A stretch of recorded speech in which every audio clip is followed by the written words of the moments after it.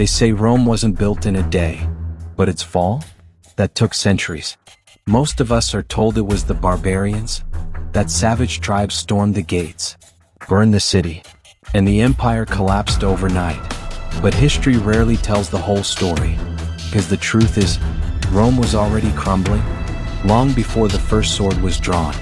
This is the real story of Rome's fall, a tale of greed, power, disaster, and how the strongest empire in the world fell from within. Chapter 1: The Weight of Empire. At its peak, Rome ruled over 70 million people, from the cold shores of Britain to the deserts of Egypt. Its roads, armies, and laws stretched across 3 continents. But size came with a cost. It became harder to govern, harder to feed, harder to defend, and the cracks slowly began to show. Chapter 2: The Economic Slow Bleed. Rome's economy was bleeding long before it broke. Gold stopped flowing in. Trade routes became dangerous. Pirates returned to the seas, and cities began to rot from the inside. To pay the bills, emperors debased the currency, mixing silver with cheaper metals. Inflation exploded. Wages fell, and the people suffered. The rich grew richer. The poor were crushed under taxes. And in the countryside, farmers abandoned their land, unable to survive. The economy wasn't collapsing, it was decaying. Chapter 3: Politics and Chaos. In a healthy empire, power brings stability. But in late Rome, power became poison. Emperors were overthrown, assassinated, replaced in months. In one brutal stretch, Rome saw over 20 emperors in just 50 years. The Senate was powerless. Generals became kings in all but name. And loyalty? It was sold to the highest bidder.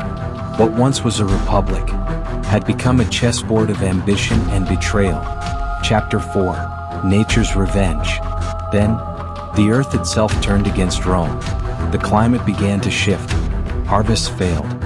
Floods destroyed cities. Droughts emptied granaries. And then came the plague. Waves of disease swept across the empire. Cities lost thousands in weeks. Villages were emptied. Rome was being starved and sickened. And with every blow, the empire grew weaker. Chapter 5: An Army Without a Soul. The Roman legions, once unstoppable, were no longer Roman. Desperate for soldiers, the empire hired mercenaries, men with no loyalty to Rome. They fought for coin, not country. And when that coin ran dry, so did their loyalty. Border defenses crumbled, rebellions grew, and generals acted like warlords. The empire's sword had rusted. Chapter 6: The Barbarians Arrived. Then came the final blow. The Visigoths, the Vandals, the Huns. Tribes pushed from their lands by war and hunger. Now at Rome's gates. In 410 AD, the unthinkable happened. Rome, the eternal city, was sacked. By 476, the last Western Roman emperor was gone, replaced not by a new Caesar, but by a barbarian king. But here's the truth: Rome didn't fall that year. It had already fallen. Epilogue: The Fall Within. Rome's enemies didn't destroy it. They only finished the job. The empire was broken by greed, hollowed by corruption, weakened by nature, and undone by its own ambition. The greatest empire in history wasn't conquered, it collapsed from within. What time tried to erase, history remembers the fires, the invasions, the battles, but forgets the slow decay. Rome's story isn't just about what happened, it's about what we let happen.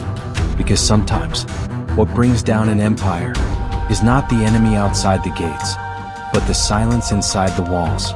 This was a story by truths that time forgot.